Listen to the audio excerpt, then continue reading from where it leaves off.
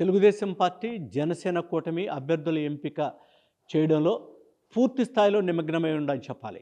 ఎందుకంటే గత 2 రోజులుగా తెలుగుదేశం పార్టీ అధినేత చంద్రబాబు నాయుడు మొత్తం కార్యక్రమాలని, ప్రచార కార్యక్రమాలన్నింటినీ పక్కన పెట్టి అభ్యర్థుల వడపోత, అభ్యర్థుల ఎంపికకు సంబంధించినటువంటి అంశాలపైనే పూర్తి స్థాయి దృష్టి సారించడం జరిగింది. ఈ నేపథ్యంలోనే చూస్తే గనక రాష్ట్రంలో ఉన్నటువంటి 25 అసెంబ్లీ స్థానాలకు దాదాపుగా 11 నుంచి 13 మంది అభ్యర్థులను ఖరారు చేసినట్టుగా స్పష్టత వస్తోంది. ఎందుకంటే తెలుగుదేశం పార్టీ నుంచి మనకున్నటువంటి సమాచారం కావచ్చు, బయట నుంచి మనం కొంత సేకరించినటువంటి సమాచారం మేరకు దాదాపుగా ఈ 13 మంది అభ్యర్థులు ఇప్పటికే ఖరారయ్యారని చెప్పేసి చెప్తున్నారు. ఓవరాల్గా కనుక చూస్తే రాష్ట్రంలో అటువంటి పరిస్థితి కనుక చూస్తే తెలుగుదేశం పార్టీ రాష్ట్రంలో ఉన్నటువంటి పరిణామాలు చూస్తే కనుక 25 పార్లమెంటు స్థానాలు ఉన్నాయి. 25 పార్లమెంటు స్థానాలు ఎస్సీకి 1 కేటాయించబడింది, ఎస్టీకి 4 కేటాయించబడ్డాయి.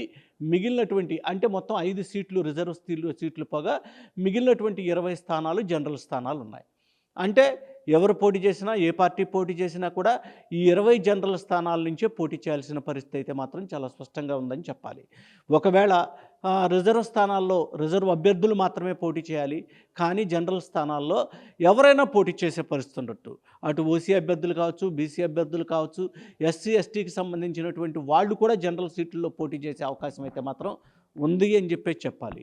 ఈ నేపథ్యంలోనే ఎందుకనంటే ఎన్నికల షెడ్యూలు తరుముకొస్తోంది ఒక పక్కన. అది ఫిబ్రవరి మొదటి వారంలో ఇస్తారా, లేదంటే ఫిబ్రవరి చివరి వారంలో నోటిఫికేషన్ వస్తుందా అనే దాని మీద కొంత సందిగ్ధత ఉంది. ఒక దశలో కనుక చూస్తే ఫిబ్రవరి 2 రేపే షెడ్యూల్ రావచ్చని కూడా ఉంది.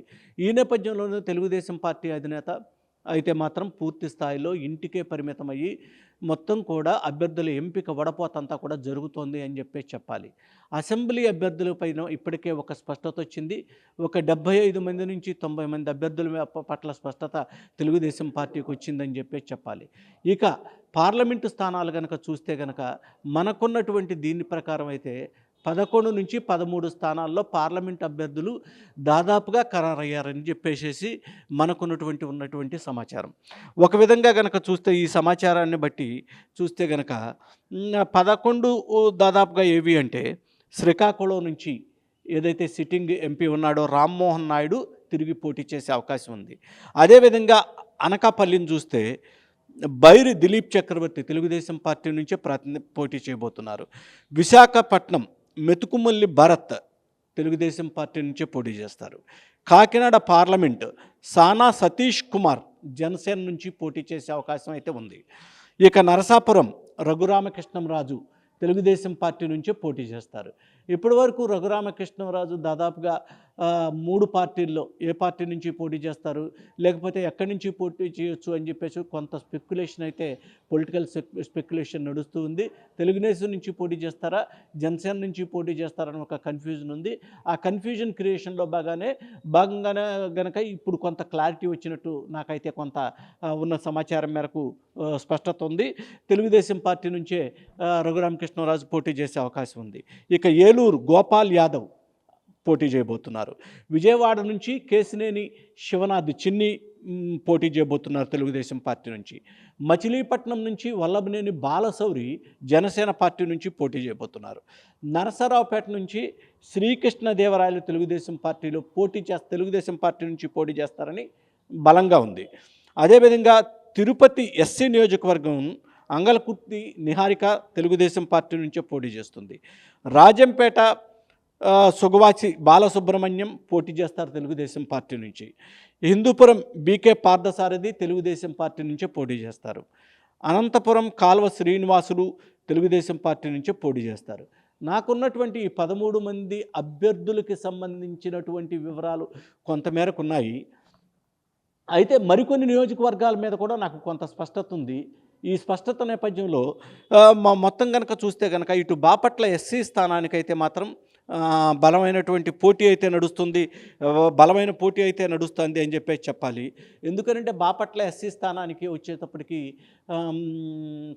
ఏదైతే అమరావతి రాజధాని ప్రాంతం నుంచి రాజీనామా చేసినటువంటి ఉండవల్లి శ్రీదేవి కూడా ఉండవల్లి శ్రీదేవి ఈ సీటు అడుగుతున్నటువంటి పరిస్థితి ఉంది. అలాగే చాలా సీట్ల వరకు కూడా దాదాపుగా ఖరారు కావచ్చిన పరిస్థితి అయితే ఉంది. ఇప్పటికి మనకు ఉన్నటువంటి ఈ 13 సీట్లలో 11 సీట్ల నుంచి తెలుగుదేశం పోటీ చేయబోతుంది.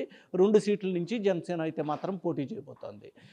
ఇప్పటికే ఉన్నటువంటి పరిస్థితులు కానీ ఇవన్నీ చూస్తే కనుక మనం ఇప్పుడు చెప్పుకుంది 13, అంటే ఇంకా 12 సీట్లకు సంబంధించినటువంటి క్లారిటీ రావాల్సి ఉంది. ఈ 12 సీట్లలో మరికొన్ని సీట్లలో జనసేన పోటీ చేసే అవకాశం అయితే ఉంది.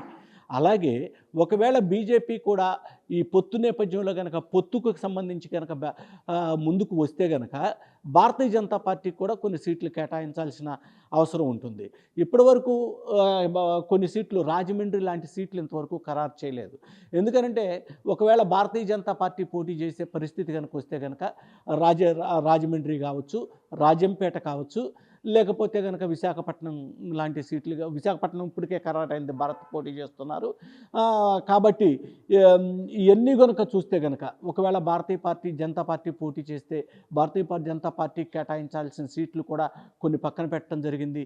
ఇంకా జనసేనకి ఏమైనా ఒకవేళ బలమైన అభ్యర్థులు జనసేన పార్టీకి వస్తే కనుక ఆ బలమైన అభ్యర్థులను పోటీ చేసేందుకు కూడా తెలుగుదేశం పార్టీ పూర్తి స్థాయిలో సన్నద్ధమవుతోంది. అయితే ఓవరాల్గా కనుక చూస్తే కనుక దాదాపుగా ఇప్పుడు ఉన్నటువంటి 13 లేదా 14 మంది అభ్యర్థులు తెలుగుదేశం పార్టీ పార్లమెంట్ అభ్యర్థులు ఎవరైతే ఉన్నారో వీరు కాకుండా మరికొంతమంది కూడా పార్లమెంటుకు పోటీ చేసేందుకు బలమైన అభ్యర్థులను అయితే మాత్రం తెలుగుదేశం పార్టీ ఎంపిక చేస్తుందని చెప్పేసి చెప్పాలి. ఇక గుంటూరుకు సంబంధించి కూడా బలమైన అభ్యర్థిని తెలుగుదేశం పార్టీ బరిలో పెట్టబోతోంది. ఎందుకంటే వైవి సుబ్బారెడ్డి అటు వైఎస్ఆర్ కాంగ్రెస్ పార్టీ నుంచి గుంటూరు బరిలోకి దిగబోతున్నారు. ఈ నేపథ్యంలో గుంటూరుకు కూడా పెమ్మసాని సుబ్బారావు అనే ఒక ఎన్ఆర్ఐని బరిలోకి దించేందుకు తెలుగుదేశం పార్టీ ప్రయత్నం చేస్తుందని కొంత పొలిటికల్గా కనుక వినబడుతోంది. ఈయనైతే గుంటూరు ప్రాంతానికి సంబంధించిన స్థానికుడు, విదేశాల్లో స్థిరపడి గత కొద్ది సంవత్సరాలుగా ఇక్కడే స్థిర నివాసం ఏర్పరచుకుని ఉంటున్నారు. ఈయన బరిలోకి దిగవచ్చు అని చెప్పేసి, గుంటూరు సీట్ నుంచి బరిలోకి దిగవచ్చు అని చెప్పేసి తెలుగుదేశం వర్గాల నుంచి మనకైతే మాత్రం కొంత సమాచారం అందుతుంది. ఏదైనా సరే కూడా దాదాపుగా అభ్యర్థులు వడపోత కావచ్చు, ఇవి కావచ్చు, మిగిలిన పార్టీలో తరహాలో కాకుండా మొత్తం కూడా వడపోతకు సంబంధించినటువంటి తెలుగుదేశం పార్టీ ఒకేసారి చేసి ఈ ఒకేసారి వడపోతకు సంబంధించినటువంటి అభ్యర్థులందరినీ కూడా అటు తెలుగుదేశం పార్టీ అధినేత చంద్రబాబు నాయుడు కావచ్చు, జనసేన పార్టీ అధినేత పవన్ కళ్యాణ్ కావచ్చు, వీరిరువురు కూర్చుని వీరిరువురు భేటీ అయిన తర్వాత ఈ భేటీకి సంబంధించినటువంటి అంశాలు ఏదైతే ఈ ఇరువురి మధ్య ఒప్పందం జరిగిందో లేదా పొత్తు కుదిరిందో ఆ పొత్తుకు సంబంధించిన అంశాలైతే మాత్రం ఇరువురు నాయకులు స్పష్టంగా ప్రకటించే అవకాశం ఉంది. ఇది ఒక 4-5 రోజుల్లోనే ఈ అభ్యర్థుల కసరత్తు అంతా కూడా పూర్తి కావస్తుంది. అయితే చంద్రబాబు నాయుడు కేవలం ఇంటికే పరిమితమయ్యి ఈ అభ్యర్థుల ఎంపిక పైన మాత్రం పూర్తి స్థాయి కసరత్తు చేస్తున్నారు. ఈరోజు కానీ రేపు కానీ జనసేన అధినేత పవన్ కళ్యాణ్, అదేవిధంగా నాదెండ్ల మనోహర్ కూడా వీరిరువురు చంద్రబాబు నాయుడుతో భేటీ అయ్యి వాళ్ళకి ఏదైనా 1-2 సీట్లలో సమస్యలు ఏవైనా ఉంటే కనుక ఆ 1-2 సీట్ల సమస్య కూడా పరిష్కరించుకునే అవకాశం ఉంది. ఈ పరిష్కరించుకునే అవకాశం ఉన్న నేపథ్యంలో ఇరువురు నాయకులు అయితే మాత్రం నా అభ్యర్థుల ఎంపికకు అయితే మాత్రం బలంగా కసరత్తు చేస్తున్నారు అని చెప్పేసి చాలా స్పష్టంగా చెప్పవచ్చు. ఎందుకనంటే ఎన్నికలు అయితే మాత్రం ఇంకా దాదాపుగా 75 రోజులు తరుణమే ఉంది. ఈ 75 రోజుల్లో రాజకీయ పార్టీలోంచి ఇటు నాయకులు అటు నాయకులు ఇటు, ఒకవేళ సీట్లు తెలుగుదేశం పార్టీ ప్రకటించిన తర్వాత కొంతమందికి అసంతృప్తి ఉండే అవకాశం ఉంది. ఈ అసంతృప్తి ఉన్న నాయకులు మరలా జంప్ చేసే అవకాశం ఉంది.